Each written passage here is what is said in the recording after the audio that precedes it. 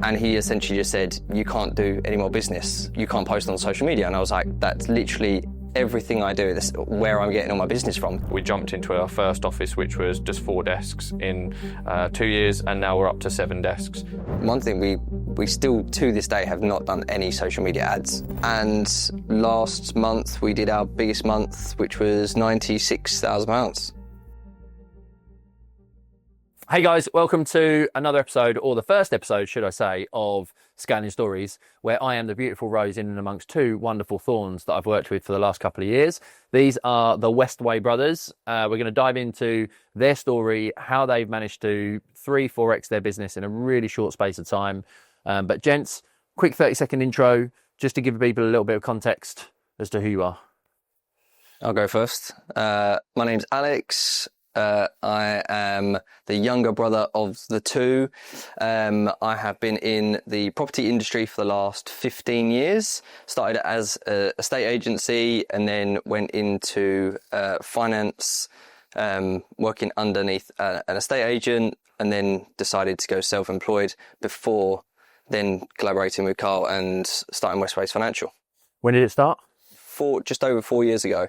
So June 21. 2021. And then when did you do a little intro, and then when did you join? Yep, so Karl West, the older brother of the 2. So my background is a chartered accountant, been in finance for about 15 years, and I then went into banking, corporate banking, for about 6 years, and got fed up with the employed world and thought I need to escape. Came up with a business plan, which funnily enough we both had the idea separately, and we were both coming up with a business plan, and we presented it to each other on New Year's Day, I think it was 2021. That was a funny New Year's Eve. It was, June, July 2021, post-pandemic, that we launched it. You were in from day one, weren't you? Yes, yeah. So I started the 1st of July because my Barclays contract after my gardening leave was 30th of June. Yeah. So started brand new, July 2021. And to give people context why they should listen to this and what they're going to get out of this, where is the business now? Just take back to July 2021, literally in my second bedroom, we put a whiteboard on the wall and had 2 desks from IKEA, and that was the first day. So the first day was, right, we got to go and find some clients. That's pretty much how it worked.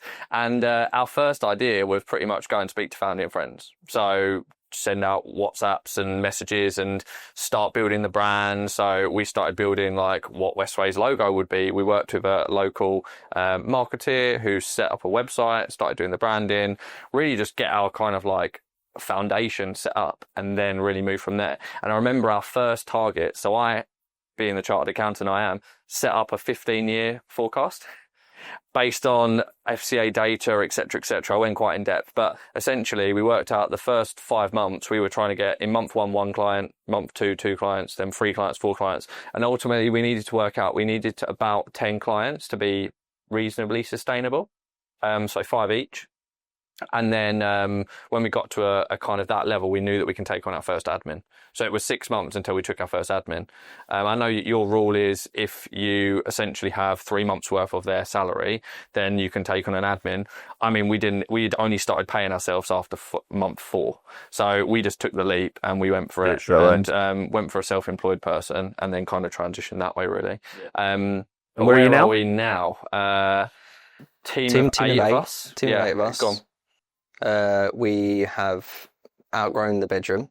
So we had to move out of that space. So we have we're now in our 4th office. Yeah. So bedroom, then other offices. So we're now in our 4th office, which we are at capacity now already. So we are now looking for another office. But we're Westways Financial, but we've now separated off to we've gone directly authorised. So Karl is Port Anchor Financial, which is now going down the specialist lending route. Westways Financial is an AR of Port Anchor Financial. And last month we did our biggest month, which was £96,000. Written business as well, and that is across mortgages and protection. So initially we were doing mortgages and protection together. We now don't do any protection at all. We took on a protection advisor last year, and we also have another senior mortgage advisor as well in the team. And then we essentially have 4 admins that look after protection and mortgages, and then our dad is the compliance director. Yeah. So the transition to an office happened after 2 years. So we were essentially working from home / remotely for 2 years. We jumped into our first office, which was just 4 desks in 2 years, and now we're up to 7 desks. And like we say, we're at capacity, so we're already asking to potentially move to a bigger one. So as a summary for the people watching and listening, essentially July 2021 started, 2 brothers in their back office from the bedroom, working on getting 1 client per week each, in the space of 4 years. If my maths serves me correctly. Yeah. We're now a team of 8. We have a directly authorised firm, an AR as Westways underneath that firm. And in 48, 50 months, it's gone from 0 to you're near enough £96,000, £100,000 a month. Yeah, so turnover, I just run the numbers last week for the last year. The turnover was about 370,000. Yeah. Operating profit was about 118,000. And that is now transitioning over the years from a self-employed structure, be it admin or advisors, now to everyone being employed. So everyone is now fully employed on salaries. We do have some people who are doing part-time, but part-time is 25 to 30 hours, so it's pretty much full-time. Yeah. But yeah, I would say salaries, we're looking at upwards between kind of 150 to 200k, including kind of what we pay ourselves as well. Yeah. So there's going to be so much we can dive into in this. I think what's going to be a good idea to make it feasible for you guys watching and listening as well is to almost go through this as a 4-year point, really. So what was year 1 like? What was year 2 like? When did you then begin to have the idea of Portway? Why did you go down that route? And then a little bit to finish off in terms of what the vision looks like to the future. Sound all right to you to kind of too? Yeah. So that year 1, you said obviously you were both working at your bedroom. You had a goal of getting 1 client. What were 3 of the things that you did in year 1 that you think really transitioned to the business to the end? Because what was obviously written business turnover looking like by the end of 12 months? Okay, so starting with the foundation, obviously getting the brand and the website and things like that was the first protocol. That was kind of like the foundations. And then starting to do business development, which was mainly people management, and then also getting out on social media. So we were in a new build estate at that point. So even just joining that new build estate, you were only allowed to post on a Wednesday. So we could get all of the social media up Facebook and ready. Groups. Exactly, Facebook groups. Yeah. And Instagram. So that was really a start. And so year 1, Facebook and Instagram. Yeah.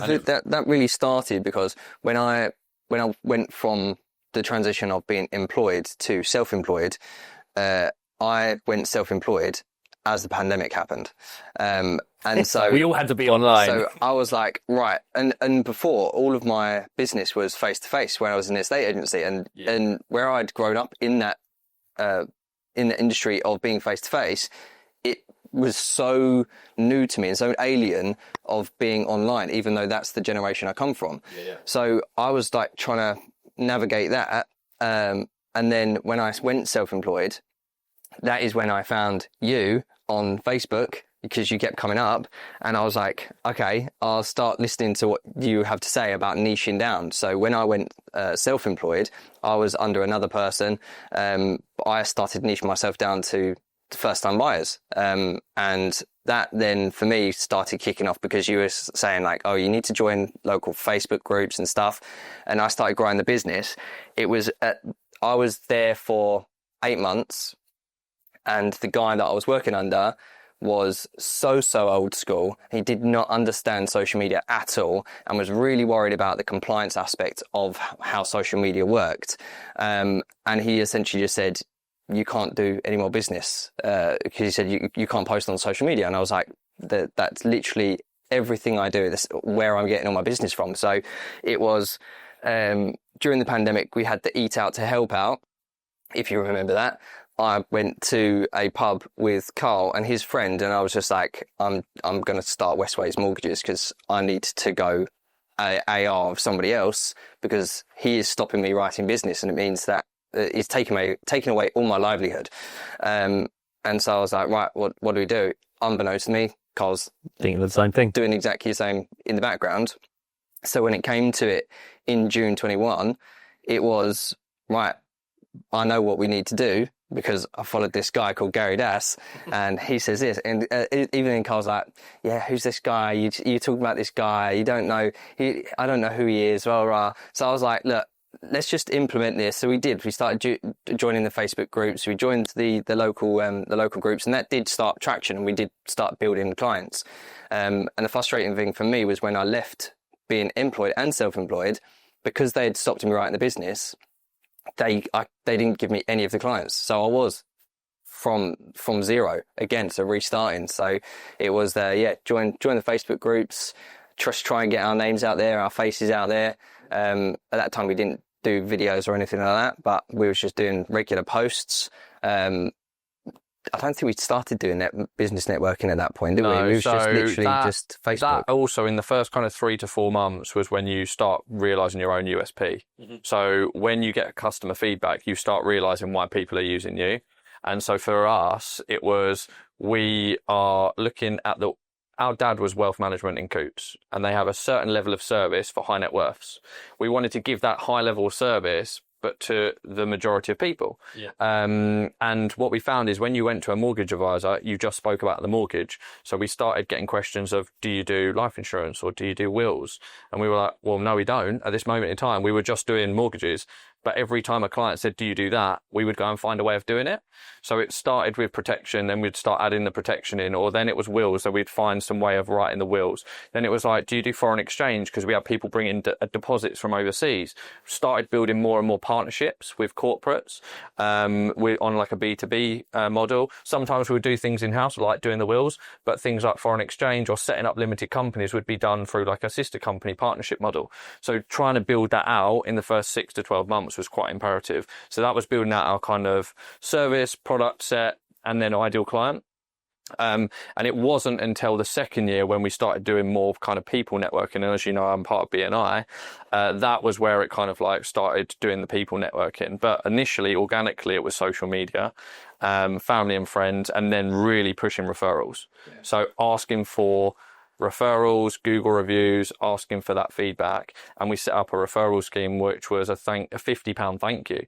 It was just a thank you for introducing you to your cousin, your mum, your parents, whatever it is, and getting that moving, and put it on social media so that people were aware of it. And it kind of started there. I think one of our clients is just off the back of the referrals got 250 quid just from referring people, and it's just like, that's for us is obviously a massive to say thank you to those people, but also that person's then feels like they've actually helped and supported a local business, which is great. So yeah, there was just those organic things. And one thing we still to this day have not done any social media ads.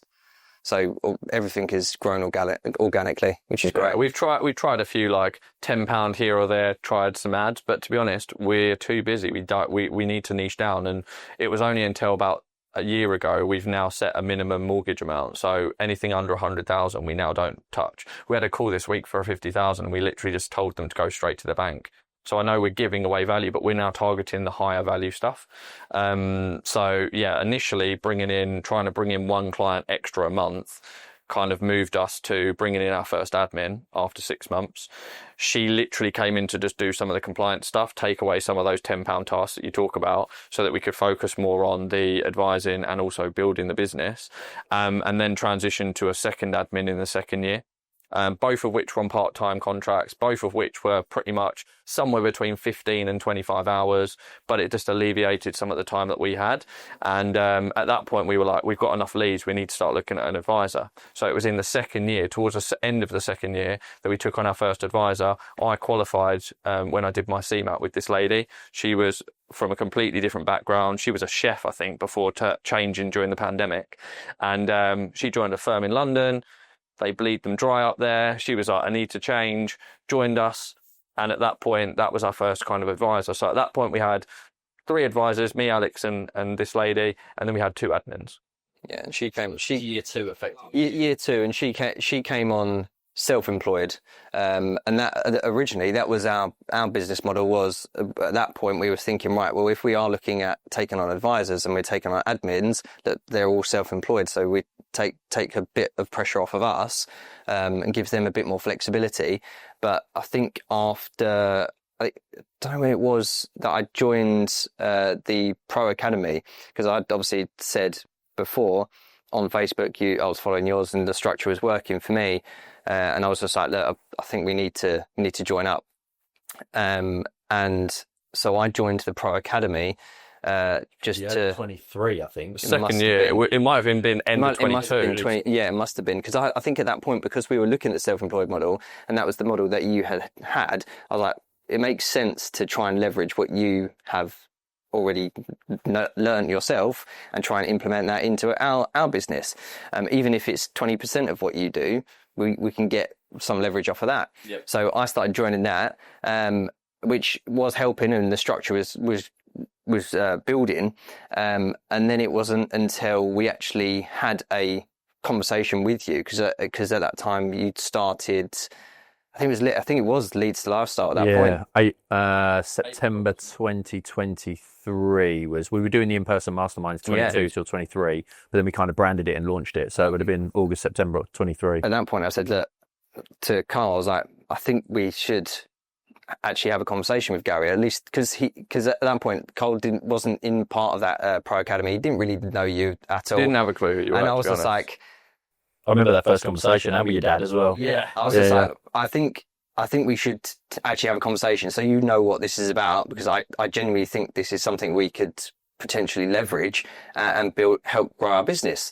And then you were like, oh, okay, fine, we'll do it. And then I was like, look, bring our dad as well, just so we're all on the same page. And we sat down, obviously, with you, and then that was it. We signed up with Leads to Lifestyle.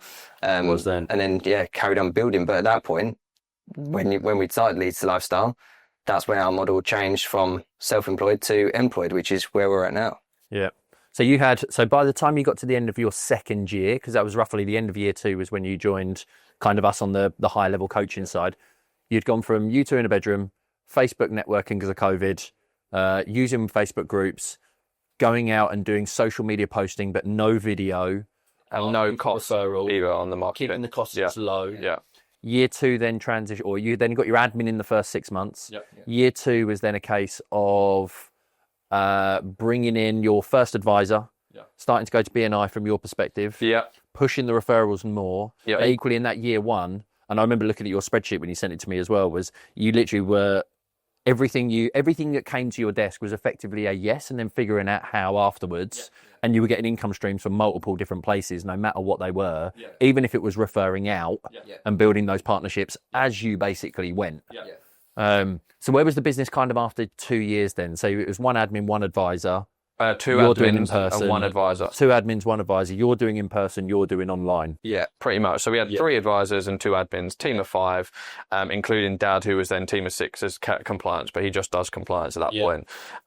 But we had fully self-employed model, kept the cost low, and that was where it was built. And at that point, when I joined the BNI movement, which was like kind of March 23, I think we spoke April. So those were the 2 next big jumps, really, talking to you. And one of my mottos is, you never know what comes from a 5-minute conversation. And it was literally that kind of conversation with you that went, okay, this is going to work. And it's very much, I think a lot of people are going to be quite skeptical, but when you come out the other side and see what we've achieved, then it actually shows that you're not just wasting your time or your money. Actually, this is going to give you real value. So at that point, I guess the BNI started kicking off. And to be honest, now looking back, some of my biggest clients have come from that. And it's not even from the chapter that I go to every Wednesday. It's the people they know outside of that. So it shows the power of people marketing.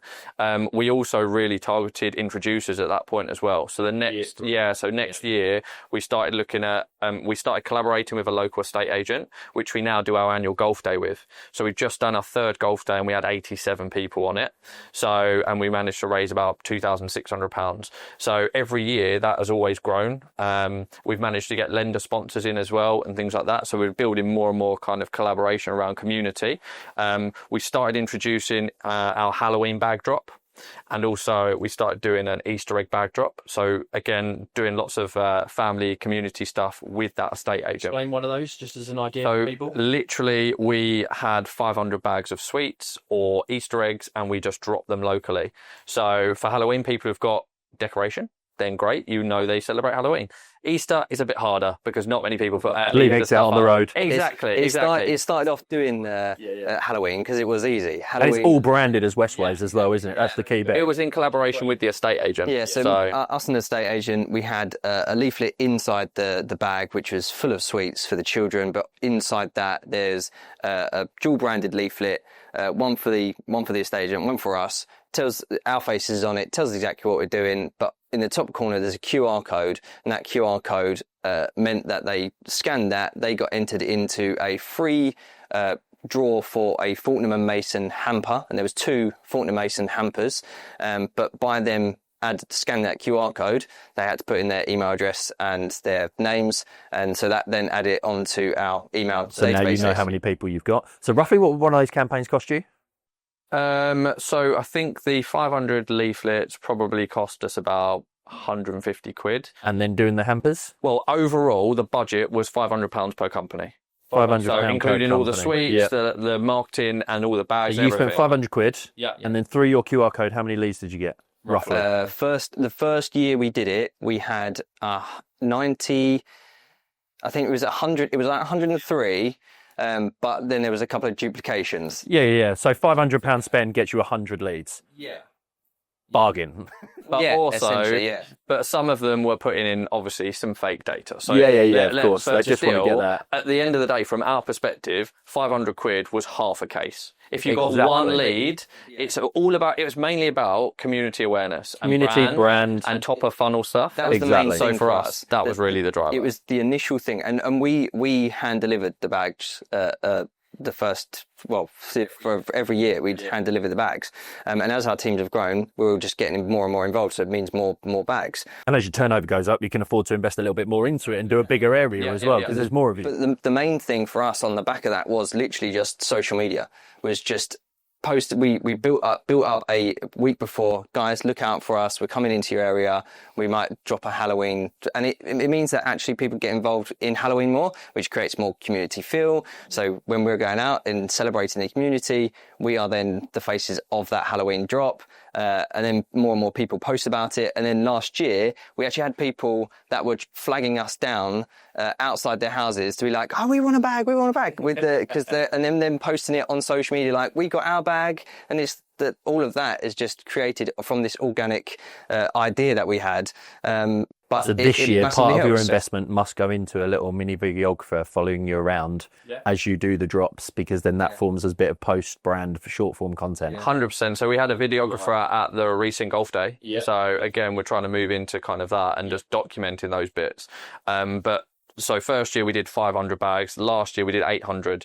Just as the team grows, we've got more ability to do it, and we're now able to. We've actually set up like maps initially, so we know what routes we're going on and things like that. It's just definitely become better organised, but it still has the same impact. And I think last year we had hundreds of pictures of kids with their bags, or just people like commenting saying really thank you. We had some people saying, my child's really ill, can you come to my address? Oh, amazing. That type of stuff, right? So if we can do that and make someone feel good, then that's ultimately the reason why. It's not, to be honest, it's not really about the return for us, it's about really the brand awareness and making sure people feel good. So the biggest thing in year 3, you added obviously the golf day, you've done your branding, your local branding, because we talk obviously a lot about doing localized stuff.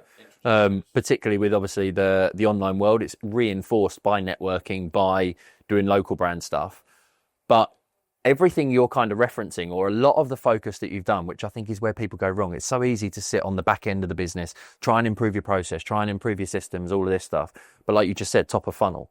Everything you're doing is thinking about how do we build the very top of the funnel to build brand awareness, to get more people to know who we are, to play the long game essentially, because none of that is going to drive you leads immediately.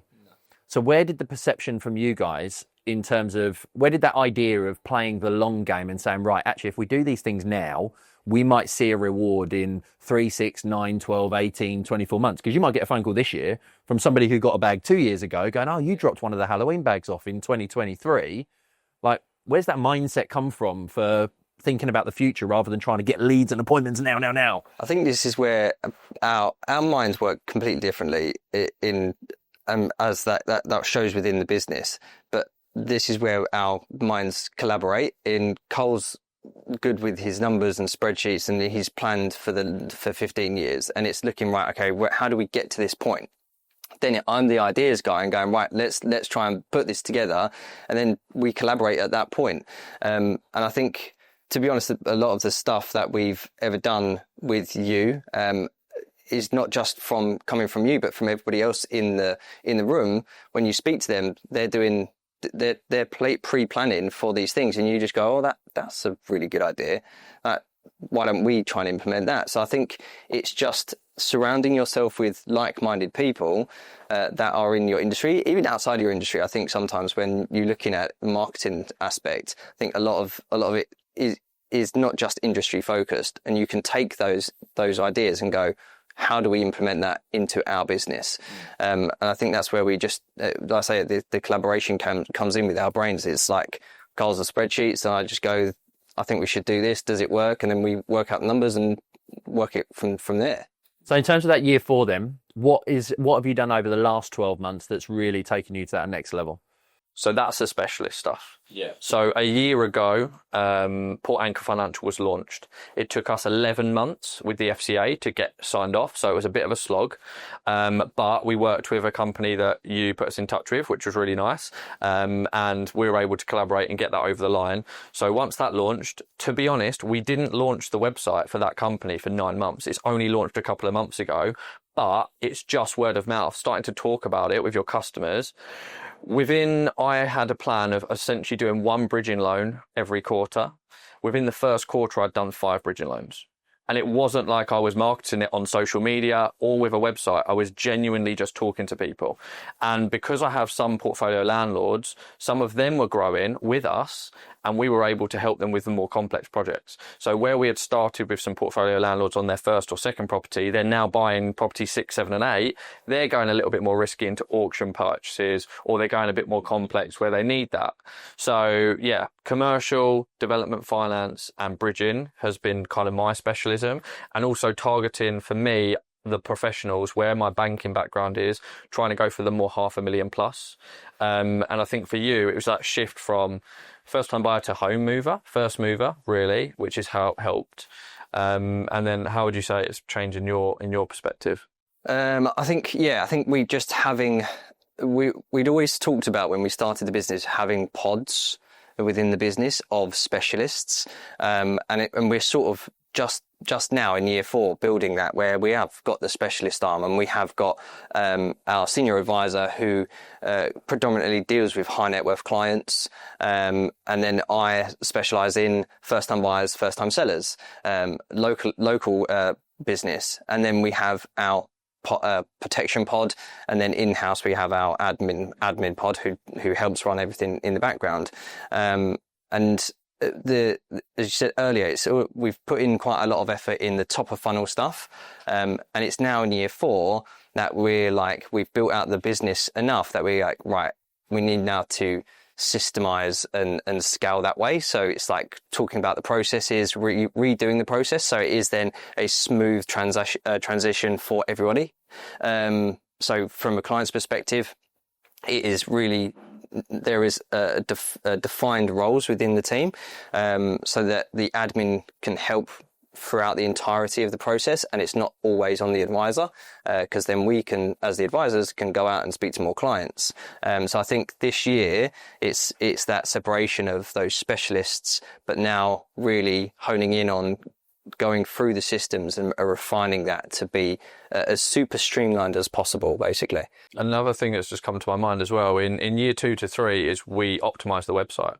So we worked with our website designer to improve optimization on SEO, and also doing all of the backlinks and trying to make sure when they went away and did the research at the market, we were using the terminology that customers in the area were searching for. So that was something we targeted.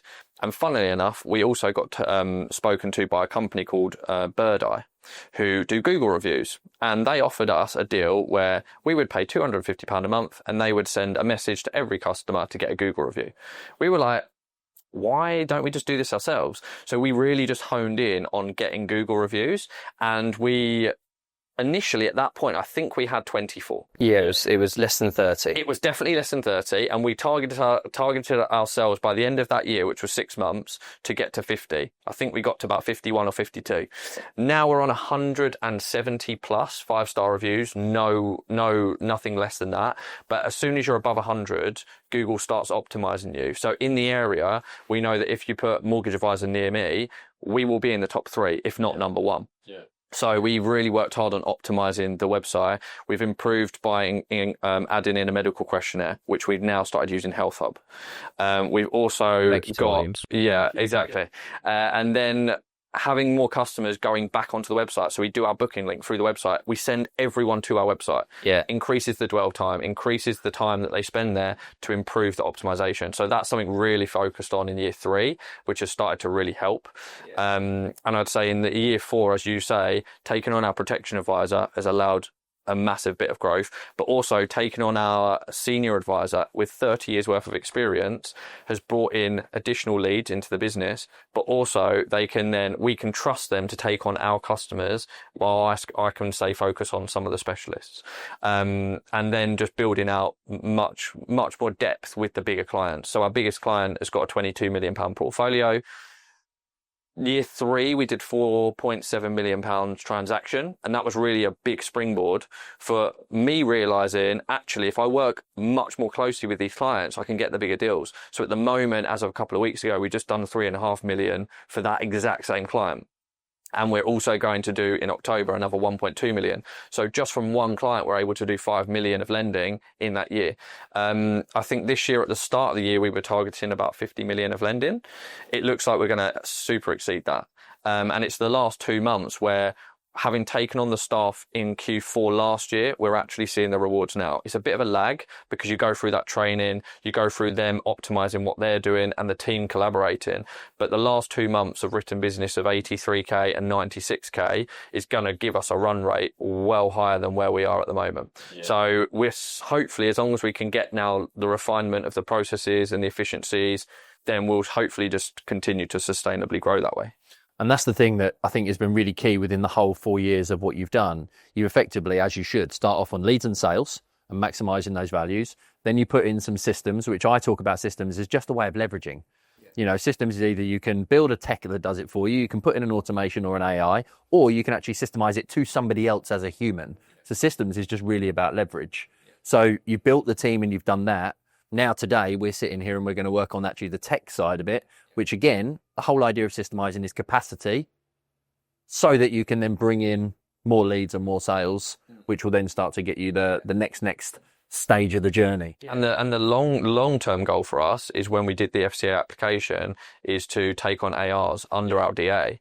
So if we can use Westways, our own AR, as the guinea pig to build the systems that we need to, we can literally just copy and paste. So when an AR comes in, we can go, right, here's everything, give them an out-the-box type of model, and then we can work on a business consultancy basis with, say, yourself, and build that AR to the best they can be, because the better they are, the better then it's greater for us, and we can support more of the community. Exactly. Cool. So what's next? 30 seconds, what's next from each of you? Where do you want to go? Where do you want to go?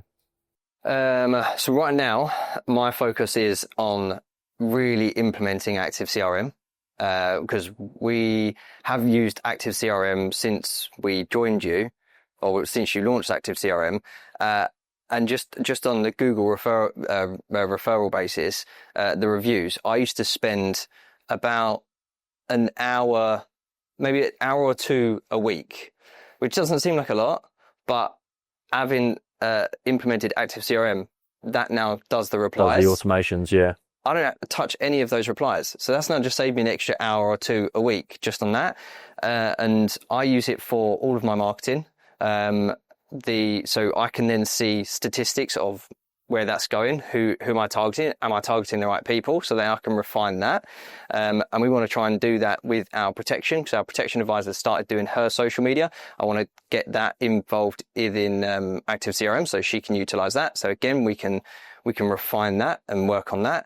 And then we are now just going through that refining process of the opportunity pipeline to make sure that, again, we are adding automations so that we are alleviating any of that constant chasing of clients and documents and things like that from the admin staff, so that they can focus on more internal business growth. And then for our perspective, from my perspective, it'd be good to actually retire our dad. That'd be good, because he went into retirement, and then when we started the company, he dragged him out. We brought him back out. He needed to do something. He loved the industry that he was in. So it was like, and obviously helping his children, he was like, yeah, it's a no-brainer. So he's joined us, and for the last 4 years he's done our compliance. And as we're getting more busier and busier, with the last 2 months especially, there is a lot more compliance stuff. And so that for me is the next hire, is a compliance person. And then ideally I'd like to take on a marketing person who would, like you say, follow us around, do the filming of day to day, so that Karl can do videos for his specialist, I can do my videos for the specialist, and then Lindsay, our protection advisor, can also do videos for there. As I think for me, when we first joined you doing videos, it's always massively daunting. We never did it, and it's fine. Everybody says, once you do it, it'll be fine. You just got to crack on and do it. But actually doing it and trying to find the time to do it, trying to edit, it's not easy. It's only in the last 6 months that I've actually started utilising the videos. You're taking the pressure off yourself, though, haven't you? You just grab the camera and now talk to it. Sometimes it's in your car, sometimes it's in the office. Exactly. Sometimes it's on a walk, and it's just easier to chuck in the mix. And it is annoying, because all those people have said, oh, once you do it, it'd be fine. And once you do it, once you start it, it is absolutely fine. I think most people, just when you first start, you just automatically think, all these people are going to judge you on social media. But now I'm posting, and my videos aren't getting huge traction because it's still early days, right? But they're ranging between 400 to 600 views, which is 400 to 600 more people than I would be speaking to on a daily basis. So for me, when you think, if I stood in front of a room of 400 to 600 people, that's a lot of people. I would be crapping myself. That would be like, wow, this is a lot of people. But now you do it on social media, anything less than 10,000 seems ridiculous, like ridiculously low. But actually, 400 to 600 people is way more than I would normally be doing. And I'm already seeing that people are coming back to me from years ago when I was employed, that have now found me on social media. Yeah. And I'm getting then new clients off the back of social media. So the leads are coming in, which is great. Like, that's exactly what I wanted to do. So I think from a growth perspective, is compliance, a marketing person, and then ideally customer journey. Advisors as well, more employed advisors, so that we can then focus on the business development even more, and trying to refine that. So for Port Anchor, I think we're trying to build out the introducer relationships now, just embed them more. So that is tending to be investment or IFAs, solicitors, accountants, that type of one. They know a lot of high net worth and people who need specialist lending. Try and build out our business or commercial side. So actually offering business loans was a new product this year, and also doing a lot more commercial. So having done our biggest £2.4 million commercial deal for a care home this year, that was big. That's going through legals at the moment. Trying to build out in the BNI network. So Dave, our advisor, is now joined a chapter, and I'm looking to move into another chapter under Port Anchor, and we're going to have essentially 3 of us in that business network now, so more people marketing, which will be great. And then from a group perspective, financially, our next target is 500k turnover. We want to try and drive towards that, which run rate looks like that's a good way forward. And then once we've got the system set up, we want to then take on another mortgage advisor and start building out. So we've got the protection pod, which has got 2 people, and we've got a mortgage pod, which has got 3. So we want to start building that mortgage pod a little bit more now. Yeah, love that. So let's bring this to a little bit of a close then now, because it's been awesome hearing about the journey, and obviously you've pretty much 4x the business realistically over 4 years. Is that fair to say? And obviously that's in terms of your turnover, but in terms of your written business, it's 10x in 4 years. And that's an important thing. You'll hear me bang on about it all the time. Track your written, because that's the one you can control. Bank, you can't. Whether you're doing a regulated or a bridge, they pay in different sizes. So focus on the inputs and the outputs take care of themselves. Well, thank you very much for being the first guest on Scanning Stories. Obviously, if you want to go and find out, you can go and find Port Anchor on socials. You can find Westways on socials, and equally, you both got your own LinkedIn under Karl West and Alex West. If obviously you want to go and reach out to them or go and follow along with their huge journey to a team of 16. So we're doubling the team over the next couple of years in the quickest possible way that we can, but with the least amount of stress. Actually, one final thing we never do. Obviously, we talk about doubling revenue whilst also doubling freedom. How much has your personal life been impacted over the last couple of years from obviously being in the bedroom and working all the hours that God send and being, no doubt, like we all do when we start out, working 18-hour days and waking up for sleepless nights? How's that transitioned in the last year for you both? Well, you've got children on the team. is what's happened. Alex has got 2 kids and I've got a 5-month-old. So having this building and everything like that whilst having children is also a lot of work. It's given us more freedom because we can go to work later and come home earlier if we want. So we got bedtimes. It doesn't mean that we're not still doing bits of work in the evenings. I'd be lying if I said that we weren't doing stuff, but it's that want to do it rather than that need to do it when you're in an employed world. Everything we do, we know is going to add value. So it might not be immediate, but we know that every time we do an extra hour, it's going to be supporting the business and our clients and our lifestyle, because at the end of the day, we put in the hours now to gain that lifestyle when the kids are older and we get to spend more time with the family. Yeah. How about for you? I think for me, from when I went self-employed so that I wasn't then stuck in an employed role when I decided to have children. I decided to have children when I went self-employed during the pandemic, which was massively stressful. So for me, it's all about processes so I can set boundaries for clients, so that outside of work hours, I'm not having to reply at 11 o'clock at night and 10 o'clock at night. I'm able to just switch off outside of those work hours. I don't. Again, I'd be lying if I said I do. But I'm able to essentially switch off so that I can then go back in the next day with, right, this is what I need to do. Yeah. So would you classify in your own world that the last 12 months you've had what you would clear as good work-life balance for you, good balance for you, as much freedom as you would want at the stage of business that you're at? Yes and no. Because I don't sometimes. I think yes. Yes, there is. In seasons. But there's definitely there's always the next goal, right? There's always the next goal. We're not quite there. So, well, you guys want to build a monster, so so that comes with its own element of your freedom versus others. Yeah. Awesome. Well, thank you very much indeed, gents. Let's go and crack on and build Appreciate systems. Thank you very much.